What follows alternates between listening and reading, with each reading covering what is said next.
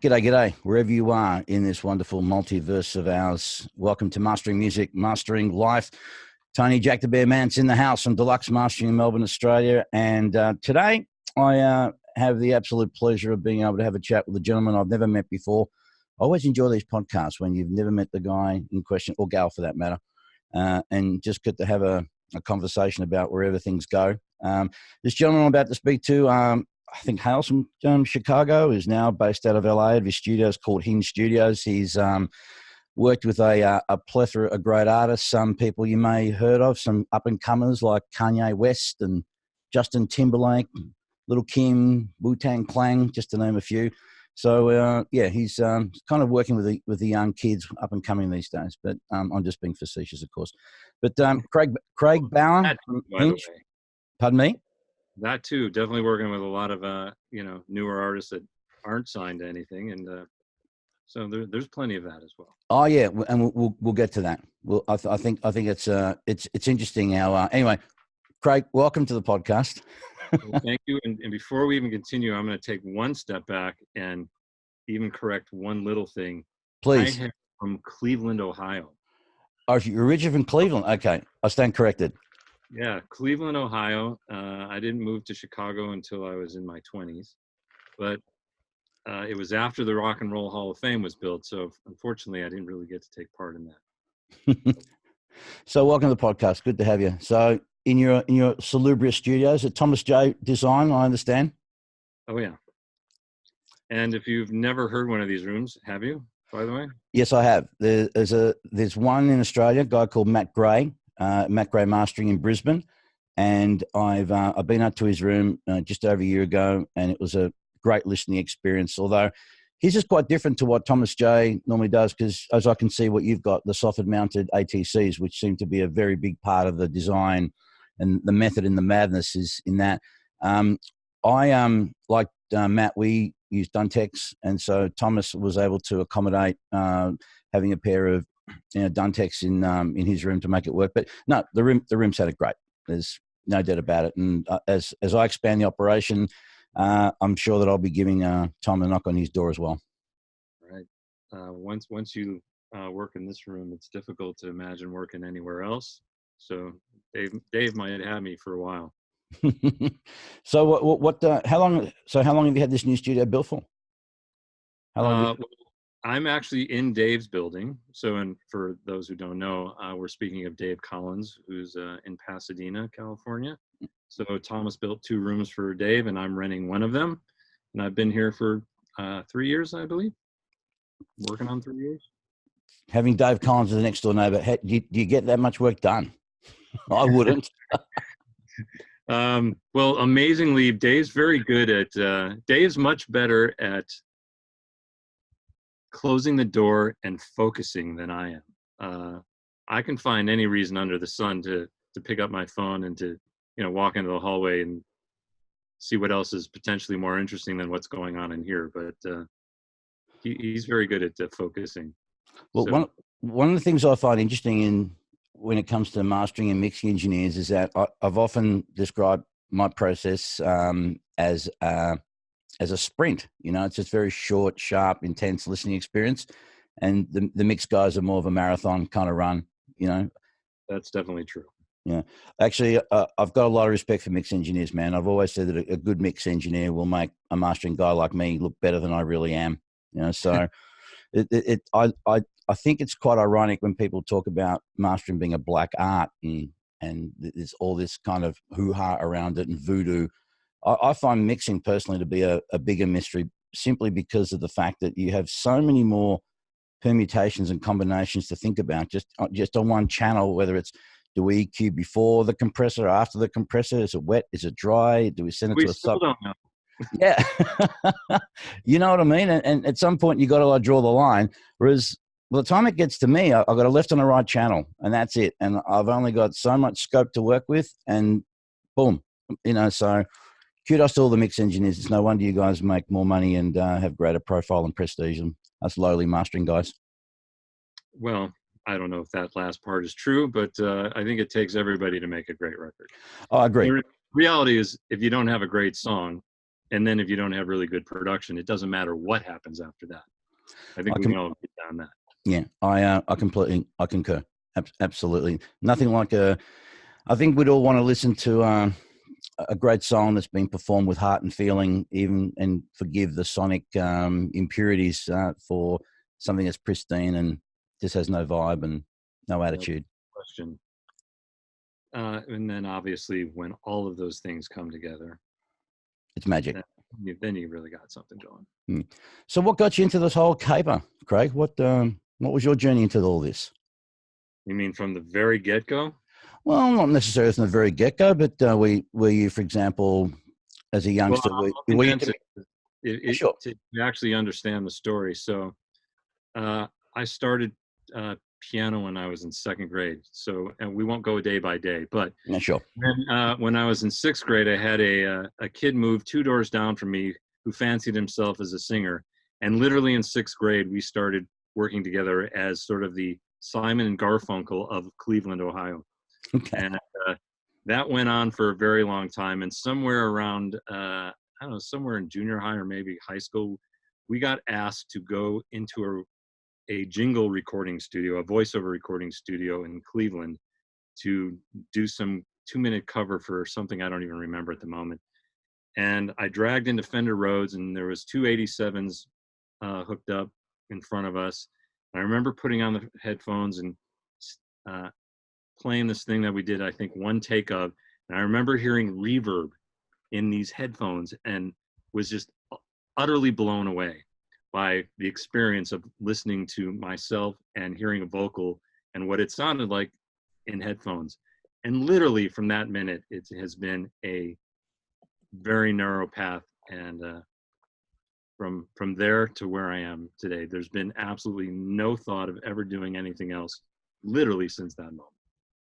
It's amazing how those moments happen to you. Those pivotal moments where it's like a bolt of lightning. It's like, yep, I found it. This is it. And then I was oddly fortunate enough. I had another next door neighbor who was a record distributor for a very long time, forever actually. And had to be somewhere in the mid 80s when vinyl was starting to go out, because he was big in vinyl and did independent record distributor. He actually signed an R&B group from literally downtown Cleveland, Ohio, that no one had ever heard of. He stuck them in the warehouse. This has to be 7th, 8th, 9th grade, somewhere in there. Rehearsed them for 2 years. And a year after that, they had this hit called Let It Whip. It was the Dazz Band, which went on to win a Grammy, massively huge. And so I was fortunate enough that he ended up purchasing a recording studio because of all this. And I became an intern in this recording studio in downtown Cleveland, where the guy who ran this studio, which would be hilarious if he ends up seeing this because he's actually still in the business, would never let me into the control room whenever there was anybody there. So I was basically a runner for a couple of years. But that was my sort of entree into, seeing what a working recording studio actually looked like. Did you, do you feel that, were you self-taught in many ways, or did you have a lot of, Well, fortunately, at that time, when he wasn't around, I think at one point I went to my next door neighbor and said, he asked me, I probably passed him in the hallway at some point. He was running his distribution business downstairs and said, "How's it going?" And I said, "Well, I love being here, but I haven't seen a single thing." And I think at that point he said, "Well, here's a set of keys. No one's ever here on the weekends. It's Cleveland. It wasn't exactly the hotbed of recording in the world. Come down on the weekends or come down in the evenings, and whenever you want, you knock yourself out." So I would come whenever I possibly could, and I sat in front of a Trident. I think it was, maybe it was a Soundcraft 32.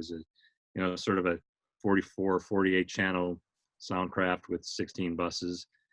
There was a 2-inch tape machine. This was long before digital was around. And I started recording my own songs with my next door neighbor, who I had a band with forever. And that's kind of how I figured it out. At some point, I ended up investing in a 4-track reel-to-reel recorder. I'm dating myself here, so. Oh yeah. We're in the same boat here, buddy. I have a picture somewhere that it's probably on my Instagram somewhere, where I'm sitting in front of a 4-track reel-to-reel machine in a channel Tascam mixer. I had to be in 12th grade at the time. So I got a job working as a dishwasher in a country club, probably 2 miles from my house, to afford to pay for this 4-track recorder and 6-channel mixer, and sat in my basement every possible minute I could when I didn't have to be somewhere else. And between those two, interning at this studio and having this little 4-track set up, I went to college. I studied music in college with absolutely no desire to be there, frankly. All I cared about was getting back into a recording studio. I think that's the best classroom, just getting into. I know these days there's so many. I mean, when I started out, there was no recording schools. There was no Full Sail or anything like that at all. Not even universities or colleges were offering anything like that. Maybe some basic broadcasting kind of stuff or some more technical, courses. But I found that the best way to learn is been, in my experience, just by observation. And I think also the other great lesson for me, I was fortunate that I got to be mentored by a guy called Rick Essig in Frankfurt Wayne, New York City. And I was really taken back by watching and learning more about how sessions were run, as well as the technical aspects of the job and having good ears and knowing how to make decisions. But just how to run a session, how to deal with people, how to just control things from the get-go, and to make things go smoothly, and to apply due diligence, and to have contingencies in place and all that kind of stuff. I think that's what my greatest lessons were learned. I mean, I don't think of myself as a great engineer by any stretch of the imagination, but I think the only reason I still the lights go on and the toilet still flushes here is, I think, because people kind of think I'm not too bad a bloke to hang around. So, and that's probably equally important as being good at your job. Absolutely. So tell me, what's your approach to how you work these days? I mean, you do, I can see your console there. Do you do much analog stuff, or you? I'm not doing anything analog anymore. It's completely in the box. I've been through every iteration from my first console in a real recording studio that I opened in Chicago was a Euphonic, so digitally controlled analog. And I had a 2-inch machine and one of the very first Atari radars, which was then sold to Is Technologies in Canada. But so it was 24 tracks of analog, 24 tracks of digital very early on. I skipped the whole ADAT and DA88 nonsense, and radar was a great machine. It sounded way better than those machines. And so I had 48 tracks, and it was 24 analog and 24 digital, and was managing to do 48 tracks, and had a console that was large enough to accommodate that. And over time, I acquired a very large arsenal of analog gear, tons and tons of it. There's probably a picture somewhere online of the original studio in Chicago. Yep. So it was basically an analog room with some, with a 24 tracks of digital. At some point that went from, I think I, went from 24 tracks of analog to adding a second radar at that point. So most of the stuff was being done in the digital domain, not a lot of stuff in analog. The next iteration was going to summing amps. So there was a period of time where I was still euphonics, or I think I had an Avid Icon at that point. Mm-hmm. And then still all the outboard gear, and I was doing 3 summing amps. I think I had 3 SPL summing amps. So I would, combination of obviously analog and digital. And when I moved to LA, I finally just went all in the box. What prompted you move from Chicago to LA? That's an interesting question.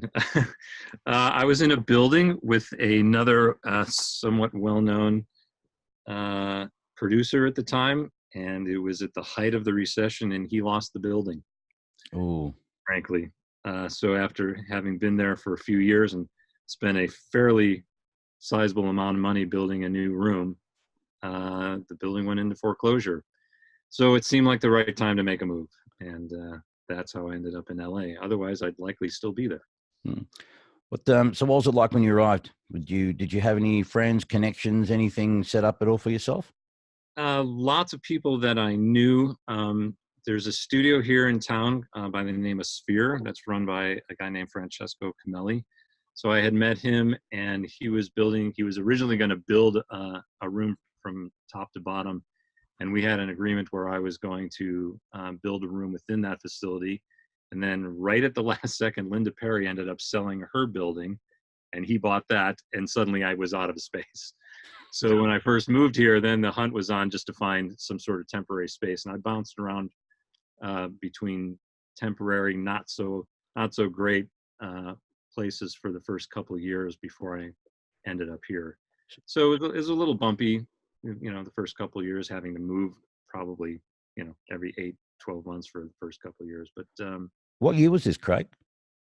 we moved here in 2014. Okay. All right. Yeah. So we've been here for 6 years, and I've been in this room for 3. I knew lots of people in LA. I've done tons of work with a bunch of producers, a bunch of guitar players, no shortage of people that I knew, but ending up with a room that was usable was tricky in the beginning. So a little bit of a hitch there. Could have gone more smoothly, but life doesn't always go smoothly. No, damn straight. Absolutely. So how did you go about, one of the things that I talk to youngsters about is the whole idea of, it's very daunting when you're new and you're trying to get into the business and make a name for yourself, particularly, nowadays where we have, dare I say, saturation of availabilities and options, and they're all tremendous and fantastic bang for the buck. There's no shortage of that. What was it like? Did you have to do a lot of networking? And if you did, how did you network, or what's the kind of networking that you would do in order to press flesh and kiss babies and do all that kind of thing? Or did you not have to rely on too much of that sort of thing? I didn't rely too much on networking because having moved, are you talking about in the beginning or when I moved to LA? No, in the beginning, because that's where it's the hardest for people to break in. So yeah, definitely in the beginning. When I first moved to Chicago and I built this room, there was basically Universal Studios, which was sort of the benchmark of studios in Chicago all throughout probably the 60s and the 70s. And I think just before I got to Chicago, I think it had closed. And it was a world-renowned studio. Millions of big records had happened in that studio. And there was basically one other major studio in town at the time. And in fact, I had worked there, myself. So I opened the studio up, and what I had done is I hit up Mix Magazine and I got their mailing list. And I just did a massive marketing campaign of sending out flyers to every single, or little postcards, sort of announcing the business that had opened in Smackdown downtown Chicago. I had this console, the room was brand new. I had Genelec monitors, I had a bunch of outboard gear, sent this out. And really what had happened is there was an engineer in town that was fairly well known in those circles, who had gotten this card, called me up and said, "Hey, I want to come check out this room." This guy's name is Danny Leake. He was actually Stevie Wonder's sound guy, live guy forever, an absolute institution in Chicago forever. He called me up. He happened to be working on an all-girl group for Sony. I believe his name was STOP. We're going back a minute here, so racking the brain. He called me up. He came in, did one session. We hit it off, and suddenly, because everyone knew who he was, and he started talking about it, right from the get-go, almost from the first month, we were busy. It was an absolute stroke of luck. I didn't do that much. I wasn't well known. Nobody knew who I was. I had no name whatsoever. I foolishly borrowed a ton of money to open this studio with no name, no real session world experience, and was probably too young and stupid to know that I could fail, which might be a good thing, I suppose. I agree. There's something to be said. The folly of youth, my friend. Yeah. So literally from the first month, I was turning a profit. It's a miracle in hindsight. I had really no skills as an engineer. I was learning them as I was going. I was just fortunate enough to work with some good people and have some other engineers come in, and it just slowly grew over time.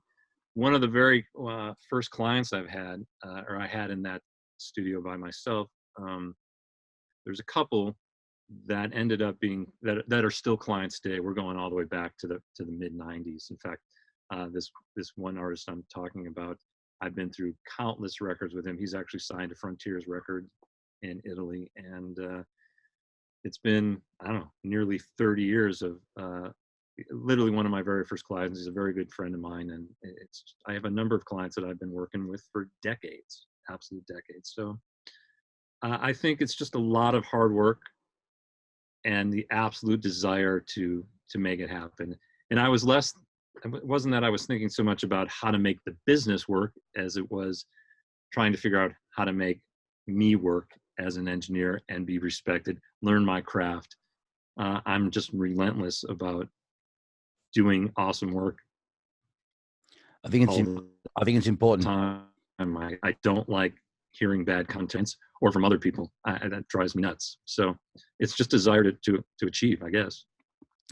I agree with that sentiment. I think also you're never going to please everyone. My personal view is whoever's holding the purse strings, as long as they're happy, everyone else can have an opinion on whatever it is. But funny thing about criticism and critics, everyone's got something to say about someone or something. But I've always got more respect for people who will at least offer up an alternative view to, well, there's not enough bottom end, for example, on this mix, and perhaps you could have tried that. Even if it was the most ridiculous idea on the planet, I'd still give them at least some kudos for at least offering up something, to help. There's definitely no pleasing everyone, and I've fortunately had more successes than failures when it comes to pleasing clients, or I don't think I'd still be sitting here. But anyone who's done this for any amount of time knows that you absolutely cannot please everyone, and every once in a while you have a bad day, or you do something that isn't right for the particular track. The client doesn't get why you did that, and maybe you missed the mark, and it's happened to everyone. It'll happen to everyone again. It'll happen to me again. It's just part of the business. I think you'd be very naive to think otherwise. And I really appreciate the fact that you would stand up to that, because I have spoken to some engineers who are not very willing to share the failings. It's a bit like an iceberg, they will only want to present the 15% above the waterline, and all the other stuff is underneath. I think we all know that everyone who's ever sat in front of a mixing console has had a bad day, and had a bad day with a client and didn't do something that the client was appreciating. And anyone who tells you otherwise is plainly full of it. There's no question about it. And you know what? I've had some unknown clients every once in a while that will, end up doing a mix that might beat mine. I've beat some big, huge names in the past myself. It just happens, Yeah. And if it didn't happen, no one would ever get anywhere. Yeah. So tell me, what's the best part of the gig for you? Having the client go, "Oh my God, I love that mix." That's the best part of the gig. That's why we do this. I think we all do it because we love music. The reality is that I've learned to appreciate, enjoy music that, growing up, I would have never been exposed to in a million years. I grew up in a very white suburban neighborhood. And, I have dozens of gospel records, and now I have a real appreciation for those artists, for the artistry that goes into them, and for singers that I would have never been exposed to had I stayed in, the east side of Cleveland. Tons of R&B, jazz records. I have a very wide range. I've been fortunate that I haven't been pigeonholed into one genre of music, and I've had success in multiple genres of music. And some people would look at that as a detriment, to kind of be spread across multiple genres as opposed to focusing on one. I don't know that I look at it that way. I love pop music. I love rock. I'm not real big into alternative. I have zero sort of grungy rock mixes and clients that I can speak to. That's just never been my thing, and there are people that are much better suited to that than I am. I think it's fair to say that we all have. I get asked often, "What's your favorite style of music or to work on?" And for me, I don't even think of my taste anymore. As much as I have a broad variety of things that I love listening to, and I grew up with pretty broad, extensive, musical kind of background. My aim is really, my thought really goes down to if something comes in here and it is good enough to work on to a point where I can turn out some value for a client, then I'm into it. And everything else, needs a discussion needs to be had to see, how can we take a step back and help to get it to that optimum level. But I think I'm with you. I agree that if you can be good and in a diverse range, I think you've got more longevity, and it's great to be known as. Look, I'll give you an example, like Ted Jensen, for example, when it comes to the heavy rock and the rock stuff. I mean, America's a big enough market where there's probably going to be enough records of that genre to keep him, in beer and Skittles, for as long as he feels he wants to work. But I'm sure that people who find success in a certain genre, and while it may be rewarding in some respects because they become a go-to guy, there must be moments where, shit, I'd love to be able to do that jazz trio album or that blues album or that, that gospel record, because they could probably do a bang-up job on it as well. Yeah, I think being pigeonholed into one thing it doesn't really, it's not exciting. It doesn't create an excitement to go in and hear the same music every single day. I've had lots of these conversations with colleagues that have, I frankly have been warned about talking too much about this genre of music and this genre of music. Well, what is that who's the audience you're really, aiming towards? Because anything else, if someone hears that you're working on gospel records, if you get a major pop guy, top 40 pop guy who thinks you're into gospel music, they're not going to want to hire you. I don't know that I completely agree with that. I think having a wide range of skill sets is advantageous.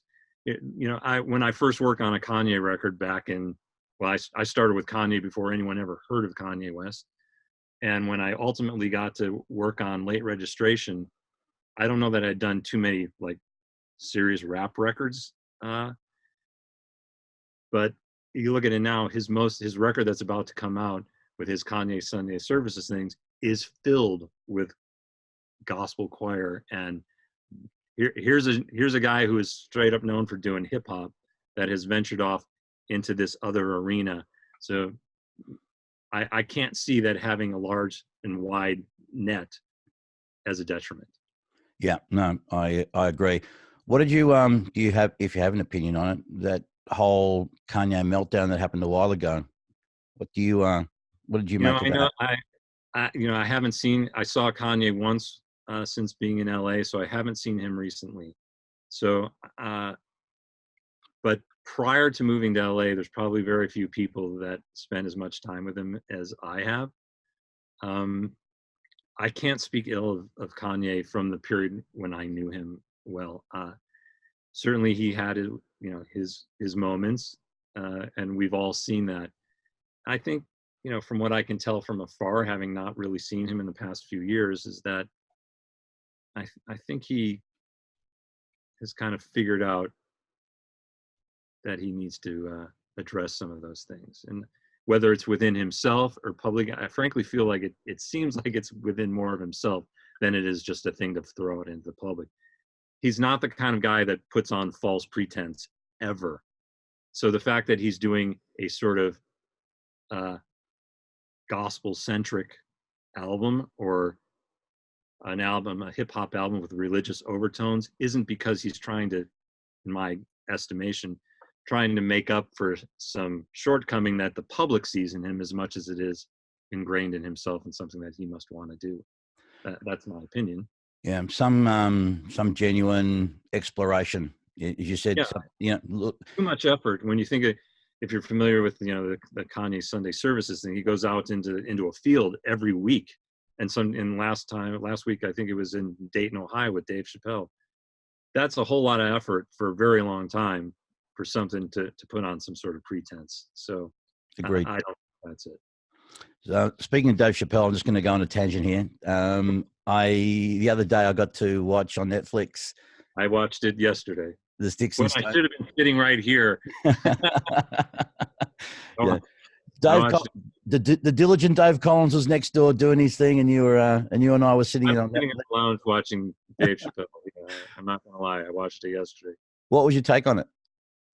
It's interesting. It was fairly controversial. I saw a lot of remarks on Facebook and Instagram of people taking great offense to it, and you know, I appreciate that he's got a lot of opinions about things. I'm not sure that I took it quite as seriously as some people seem to be. Mm. I laughed. Yeah, well, I think that's the point of the whole exercise, and people forget that. Comedians are there to make people laugh, and like with anything, some things are funny to some, and some things aren't, and it's always going to be around the context. Yeah, no different than being in music. You're not going to please everyone all the time. Absolutely, and so, I guess same thing here in Australia. We're living more and more in this outrage culture, and for some people, the whole conformity thing. If the tribe are mainly getting upset over something, it's almost safety in numbers. Well, I'm just going to join this team because it feels safer because everyone's on this team, and without too much thought about it, if you know what I mean. Some people are considered understandably, as some people in the trans, in the trans community, or people who are African American. I mean, there are people that have faced a lot of injustice firsthand, and I can understand how that can be triggered. And of course, I believe in decency as a whole. But when we're talking about comedy, it's there to make people laugh, and we're not going to please everybody. And we've become a little too sensitive, I think. Probably. Dave Chappelle, I think it's mostly comedy, but I think there's a lot of stuff in there that is asking you to think a bit. There's nothing wrong with being asked to think a little bit, but not at all. Presented in a humorous way. If you can't laugh at the humor part of it while being asked to think about something intelligently, then you're sort of, you need to have a better sense of humor than getting outraged. And they often say that the truth is often spoken in jest, and so again, there is usually a lot of stuff to ponder over, while you're laughing. But look, I loved it. I thought it was hilarious. I think he's one of the great stand-up comics of our generation, and I've always admired people that push the envelope and are prepared to be mavericks in that respect. Well, outside of when I'm not sitting in front of a mixing console, I don't spend a lot of time watching TV. But if I am watching TV, it's generally going to be something that involves comedy or a comedy special, or Seinfeld reruns, which I can watch endlessly. Oh, really? Or comedians in cars with I think is hilarious. Who are some of your favorite comics? I watched at Ohio State when I was studying piano at Ohio State. I actually entered a talent contest. This is before Seinfeld had his show, and when he was just becoming famous, before he was on the Tonight Show, was the host of this comedy this talent show at Ohio State. So I actually met him long before anyone ever knew who he was. Little side note, but like I said, I just watched Comedians in Cars. I was watching it this afternoon. I watched the episode with Gary Shandling, which is absolutely hilarious. I like all the super well known. Steve Martin was a huge inspiration in watching. Or do you remember the first? This is back when comedy would appear on vinyl, and if you wanted to listen to a comedy special, you bought a record. Exactly. And I literally just made a joke to my wife this afternoon that referenced "Let's Get Small," and she looked at me like, "What the hell are you talking about?" She had never heard about it. But if you go to Steve Martin's first comedy release, it was on vinyl, and I believe it was "Let's Get Small." And that was the big thing from that record back. I don't even know when it was, but it was a minute ago. Well, I only found out, maybe a year or two ago, that Steve Martin is actually a legit banjo player. I mean, he can pick like a motherfucker. Oh yeah. I just watching him. I remember watching some YouTube clips. I think, wow, it's amazing how so many people have different, hidden talents. They're known for a certain thing, and they got these different.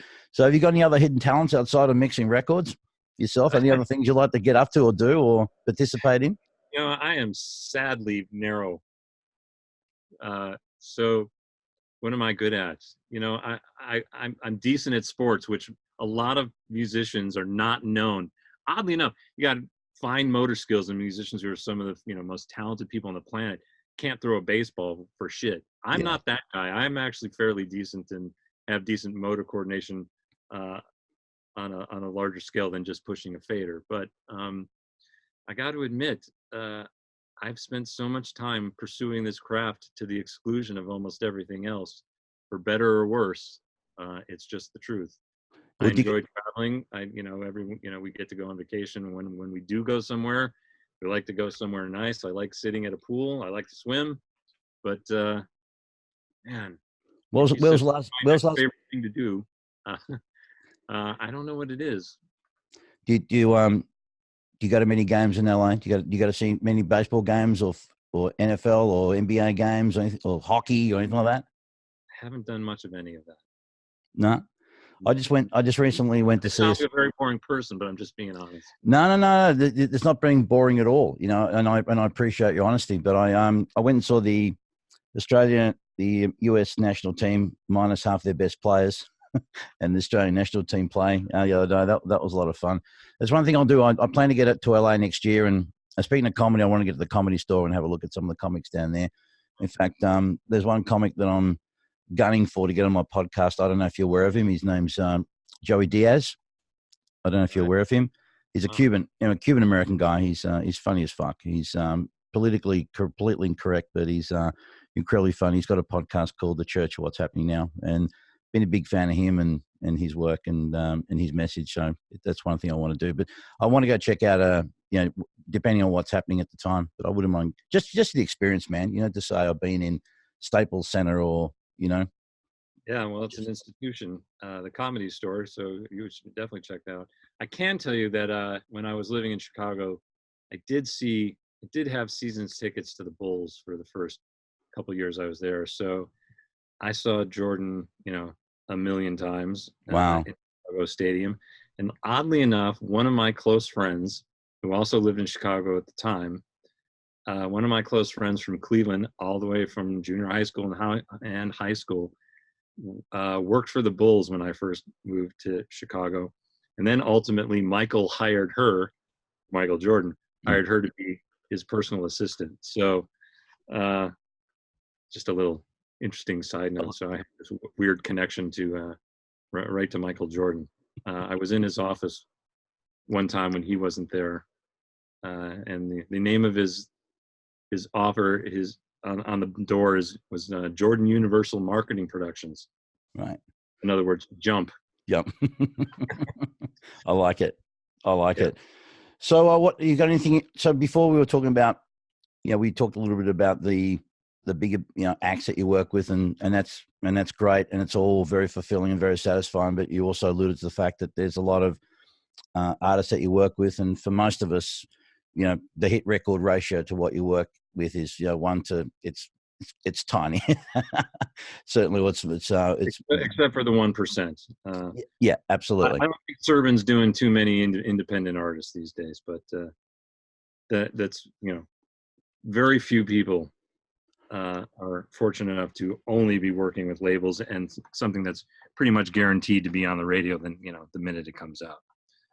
Do you think much has changed since I don't know, like there's a lot of cynicism that goes around about what makes on the radio and how it works and the politics and everything. But I don't know about you, Craig, but I don't think all that has changed that much over the years. I still think there was a certain 1% club, and there were certain things in place that existed, and you had to be very, very, very lucky to be able to bust into that. I don't think all that much has really changed. And when people talk about, well, back in the day, there were the halcyon days of this and that, I think they were different. I don't necessarily know if they were I don't better. find it to be any different whatsoever. I don't think it's ever changed. I think I think success as a mixing engineer, a producer, or mastering engineer, frankly, a lot of times it's just you have the luck of having worked on something that resonated with either the public or a record company or an A&R guy, and because of the fortunate aspect of having worked on something that went there. That's how it starts. You can't force it to happen. You're not going to call up some guy at who's an A&R guy at Capitol or A&M or any record and say, hey, I'm the hottest shit on the planet and I want to mix this record. And they go, oh, you know what? I bet you're great. Let's do that. It's just not going to happen that way. The way it happens is that somebody you work with, fortunately, gets there. And when that happens, your phone doesn't stop ringing. After I worked on Kanye, I was working on every hip hop record from people all over the planet, including someone from Australia I did an entire record with after Late Registration came out. Wow. That's just how it goes. And it goes in waves. And I had, beginning part of my career long before major label stuff, I was working with frankly a smooth jazz artist, and I was doing every smooth jazz record under the sun, dozens and dozens, you name it, and they're all still out there still doing it. There's Brian Culberson, Steve Cole, Peter White, Michael, Dave Koz, you name it, every single smooth jazz record on the sun was being done in Chicago. And then Kanye happened, and then I was doing hip hop records, Lupe, and all the while still doing tons of other things and tons of pop records, tons of gospel records, jazz records. A huge artist by the name of Kurt Elling that I did several records with. Sort of straight ahead crooner type, phenomenal. Had Grammy nominations with him. So it's just a little bit of the luck of the draw and perseverance, treating people right, being good at your craft, and caring. I think that's caring about the work that you do is that's what gets conveyed to people. And that's what keeps bringing them back. Obviously, if you're doing good work, but you can't do schlocky work or give the appearance that you don't really care and expect people that keep coming back or talk about what you're doing. So I agree. And as I said, as a youngster, I really got to learn the whole aspect of service in the business and taking care of people. And America was built on that whole service culture, just everywhere you go. And so, as I said, I learned a lot from that. And because people, and I tell kids now, you can, don't be overly daunted by what's out there. I think it's just a matter of just chipping away and doing the right thing by people. And Howie Weinberg once gave me a great bit of advice. I was getting frustrated because I've been working for many, many years and none of the records I ever worked on became a hit, or nothing, a little bit of radio play here and there, but nothing particularly amazing. And he just sat me down and he just said, look, it's all about getting the first home run. And you don't know when that'll happen. It'll probably come from the most unexpected source or band. But once it does happen, he said, trust me, he said, everyone will treat you as if you're dick on a stick. You know better an engineer than what you were last week or the week before, a month before. But in the perception of others, though, all of a sudden you get elevated into this certain status, and then the momentum builds from there. And he was right. It took about 8 years before I had a record that was a hit, shall we say. And he was right. He was absolutely right. So I hear how he's in LA. Have you been out to his place? I have, because I'm actually working quite frequently with another guy who's actually on the same property, a producer by the name of Anthony Resta, phenomenally talented guy. In fact, I was talking to him just before we started our podcast here. So I've been over there. I haven't worked with Howie, but that little complex up in the canyon, been there many times working with someone who's working with Anthony. We're doing a project together right now. So I'm frequently in that sort of vein over there. Yeah, well, he's one guy I hope to knock into when I get over to LA. Hopefully this time next year. I'll put it out there into the multiverse, mate. So we'll see what happens and how it all comes back. So what other things you like to do to relax? Do you get to relax much? As in actually relax? I get to relax on the hour-long commute to and from the studio every single day. No, I don't. That's not relaxing. I get to go away with my wife every once in a while. That's what all the work leads to, and I cherish those times that we get to spend together and have a good time. I go home and, after 10, 12 hours of working every single day and, you know, lie back and turn on reruns of Seinfeld and, woo myself to sleep with it. Um, Oddly enough, I listen to music. You would think the last thing you want to do to relax is listen to music after listening to music all day, but So what do you listen to? What do you enjoy listening to, or what have you been I'm listening to a of late? James Taylor fan. I, Mhm. I and so when I studied classical piano my whole life, and when I was in high school, I picked up a guitar and finally taught myself guitar. Slowly, I was a terrible guitar player, and I came across the guy that builds James Taylor's guitars. Wow. Jim Olson is his name, and he builds these. They were hand built at the time, and I decided that it was important to me to teach myself how to finger pick, finger style guitar, Hmm. because I was, a huge James Taylor fan growing up. And so I spent every waking moment that I wasn't in front of a mixing console picking apart James Taylor fingerstyle guitar one bar at a time, to the point where you probably couldn't tell the difference between me doing it and him doing it. It Wow. was a thickness. So I love playing guitar. Everything that involves doing that. Unfortunately, I ended up with carpal tunnel. Shockingly enough, after sitting in front of a computer and mouse for 30 years, 12 hours a day, go figure. So it's a little painful to do right now, but I get a huge amount of enjoyment out of playing instruments when I have the time to do that. I love James Taylor. I think If you there's- don't love James Taylor, I don't know what to, because we're not doing even business. a lot We're of the just not pop doing. stars, yeah, a lot of the pop stars. There's Shawn Mendes, or no, it's Charlie Puth that I saw on Instagram covering a James Taylor song, I think last week. So it's universal, it's timeless. The melody's great, the lyrics are great, and if you can't appreciate that, then you have no business being in music. There's my opinion. How's No, that? no, I'm with you, man. I'm with JT all the way. Loved him growing up. Continue to love enjoying listening to his music.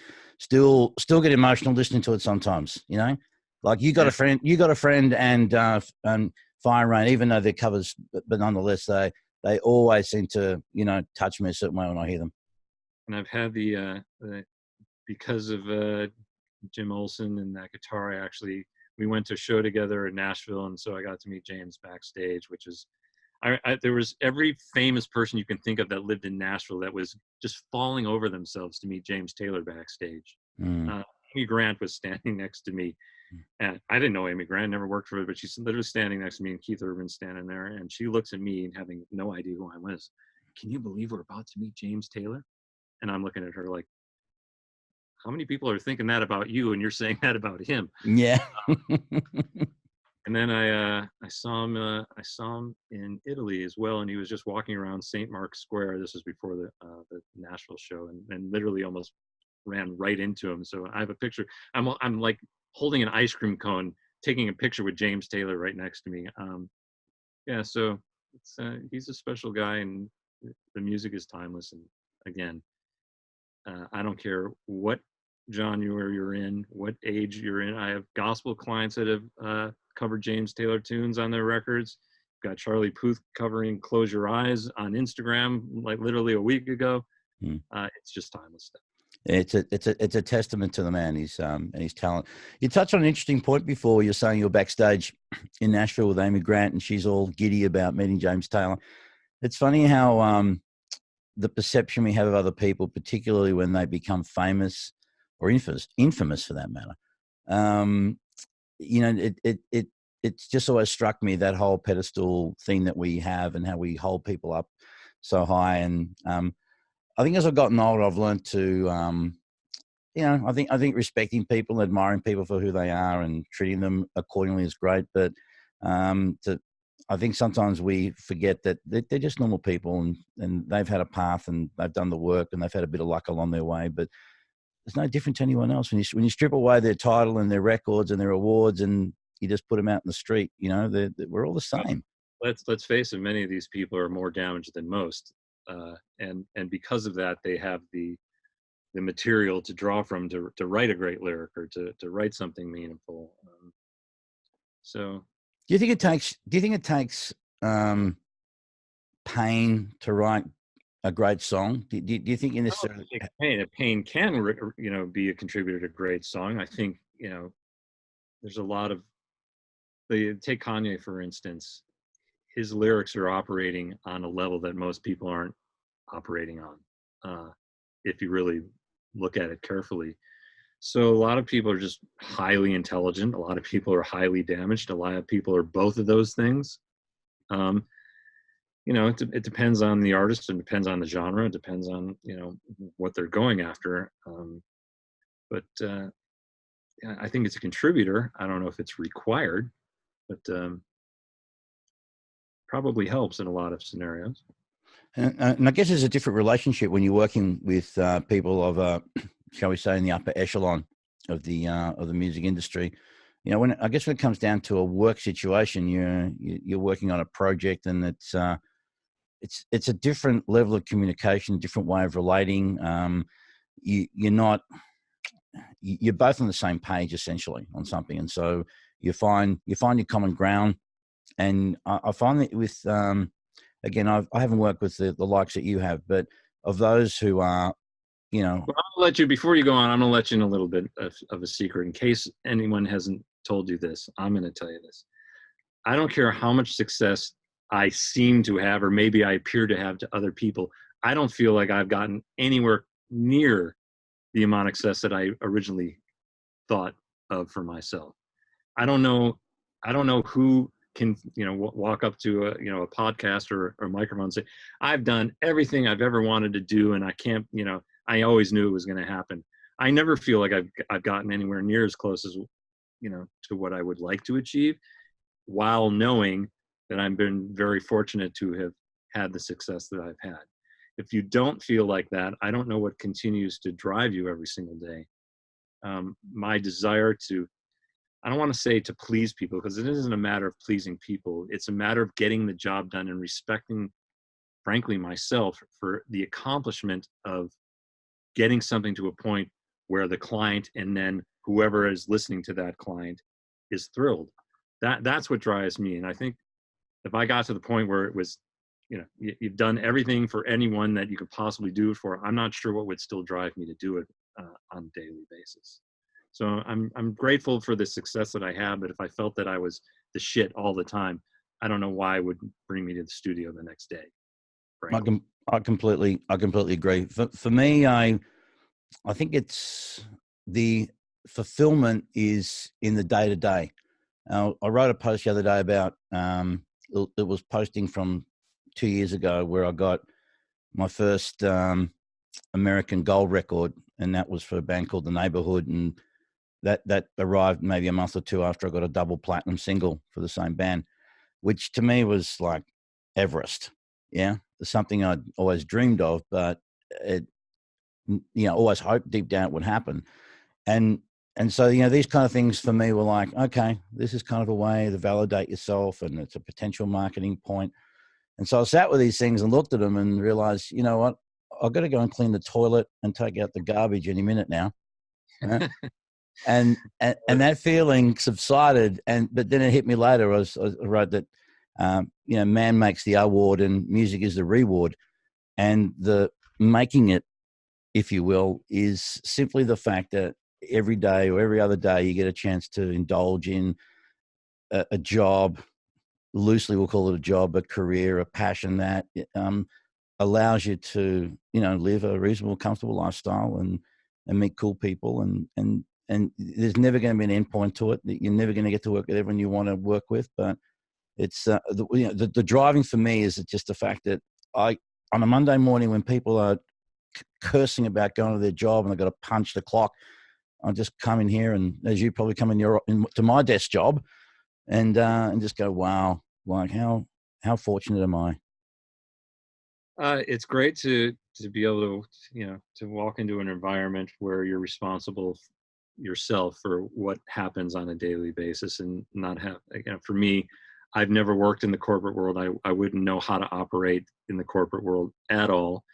And I know that nothing leaves here, nothing gets uploaded, nothing gets heard until I feel right about it. I'm not capable of sending something out that I know could be better.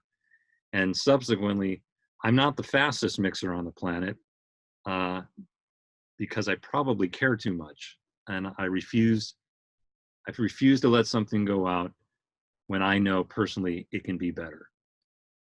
It may take longer, but it's just the way I'm built. And everyone that I know that really cares about their craft is the same way. I'm not a big fan of the factory idea of have 3 assistants.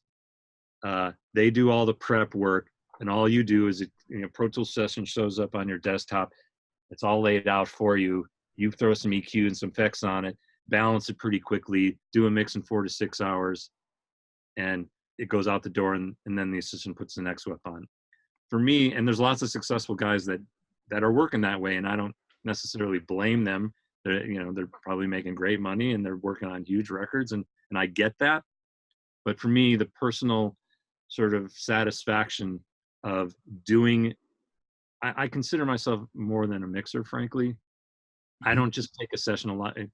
If it, depending on who the client is, if it's an independent artist and something that I believe in, and someone I've been working with a long time, they frankly expect me at this point to put my 2 cents in. If there's something in the arrangement that doesn't work, I either fix it. If there's drums that aren't happening, I'll put sample replacement in there. I take this stuff very personally, and what I do is very involved from that standpoint. And I just don't do it in a factory sense. And I enjoy with that sort of mentality and working with people with that same thing. But I'm going to go back and touch on one other thing, if you don't mind, real quick. No, absolutely, please. You talked about the accolades and winning an award, or seeing plaques on a wall, or having a Grammy. And I'm going to say this, and maybe it won't be popular, but I was 10 years old the first time I remember watching the Grammys. And I remember Springsteen coming on to accept his Grammy for Born to Run. It was an indelible moment for me. And frankly, on top of the music being the reward, I just remember sitting there watching the Grammys thinking, how cool is that?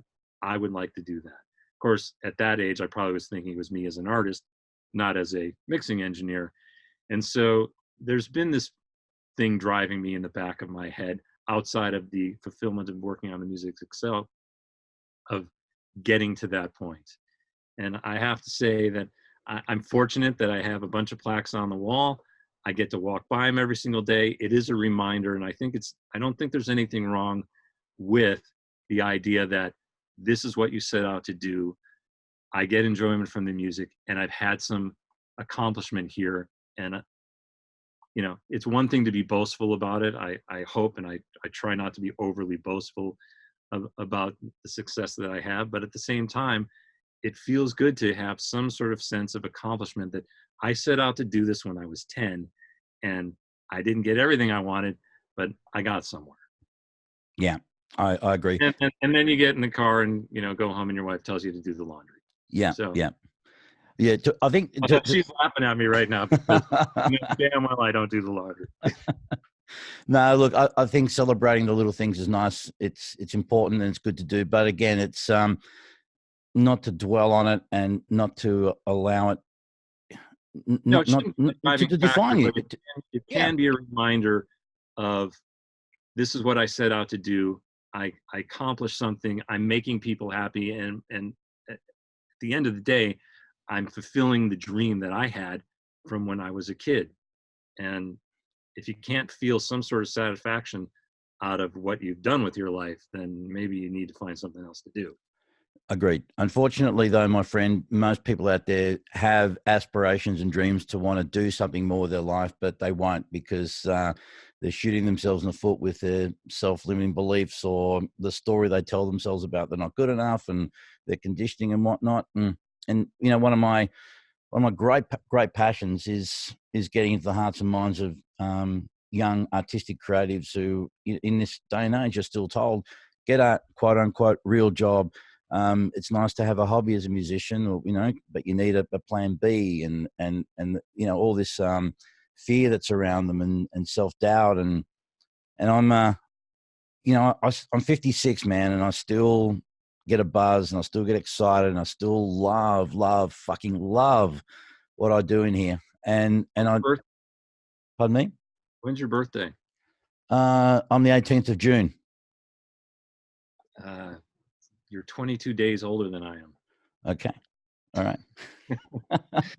You look fucking great, man, for 56. Well, thank you. For someone that doesn't do sport and doesn't... That's why I look great, because I don't do anything. That's right, because the more you use something, the more you wear it down, right? That's what happens. That's why my wrist is such a mess all the time. That's the one thing that just doesn't work anymore. Well, mate, unlike me, you've got the you don't seem to have any grey hair, or you got a great hairdresser, whatever it is. Things we can do to fix that. Yeah. No, listen, mate, I'm quite happy with my grey hair and growing old disgracefully at that as well. Craig, mate, listen, we got to wind it up here, but this has been awesome, man. It's been such a nice chat. It's been it's not my normal state to spend an hour talking about myself, so I appreciate you having me on, and hopefully someone finds some value in what we've had to say here. Yeah. So what as a parting thing to anyone who is maybe studying audio, or the pursue, again, they're maybe in high school, early college, they're thinking about it in the current climate. What do you think would be one or two things that they could walk away with that would be usable or effective, or something that they could apply? Well, attitude-wise or whatever, I would say this: if you know in your heart that this is what you absolutely have to do, and you're singly minded in this is the thing that I want to spend my life doing, then you do it and you find a way. It sounds a little cliche to say you'll find a way. But if there is no other alternative, if there's nothing else you want to do, I tend to believe that those people who have that level of sincerity and that level of drive, they're not going to do anything else. Yeah. I think one needs to be realistic with themselves. If you have absolutely no musical ability whatsoever and you decide you want to be a rock star, then maybe you need to rethink that. But yeah, I don't believe that you should, give up so soon. I don't believe that you need to go find another job. You may need to, have a job to support your habit while you're learning your craft. But if someone had said to me, it's a hard business, you're never going to get ahead, it's really hard, you're never going to break in, I doubt I would have listened anyway. So, if you, at some point, I guess you got to believe in yourself. Yeah. And then go for it. Good advice. Good advice. Craig, it's been an absolute pleasure. Thank you for availing yourself. It's been a great chat.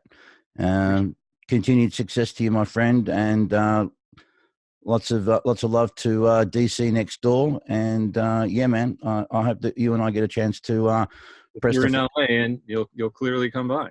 Yeah, most definitely, and I look forward to that. All right, my friend. Thank you so much. Really appreciate your time today. Thanks. There you go, Craig Bauer, ladies and gentlemen, and that wraps up another Mastering Music, Mastering Life podcast.